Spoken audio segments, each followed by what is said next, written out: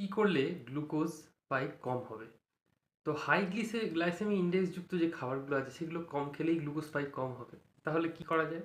সবুজ পাতাযুক্ত শাকসবজি খেতে হবে এবং এটা যদি হেভি মিল খাওয়ার আগে খাওয়া হয় তাহলে খাবার খাওয়ার পরে কিন্তু গ্লুকোজ স্পাইক কম হয়। আচ্ছা, প্রোটিন জাতীয় খাবার খেতে হবে। মাছ, মাংস, ডিম, পনির এগুলো খেতে হবে। এগুলো খেলে কিন্তু গ্লুকোজ স্পাইক কম হয়।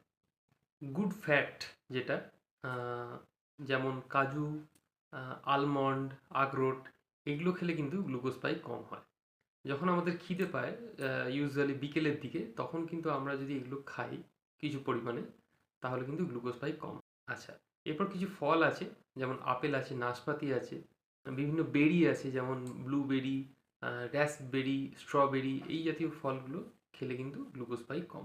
আচ্ছা, এছাড়া ওটস, বার্লি, কুইনোয়া এইগুলো খাওয়া যায় খিদে পেলে এবং এগুলো ডাইজেশনটা একটু ডিলে করে দেয়। এছাড়াও বিভিন্ন ধরনের ডাল, হ্যাঁ, বিউলির ডাল হতে পারে, মুগ হতে পারে, অড়হর ডাল হতে পারে, এছাড়া রাজমা কড়াই আছে, সেটার একটা তরকারি হতে পারে। এই ধরনের খাবারগুলো যদি খাওয়া যায় তাহলে কিন্তু গ্লুকোজ স্পাইক কম হয়।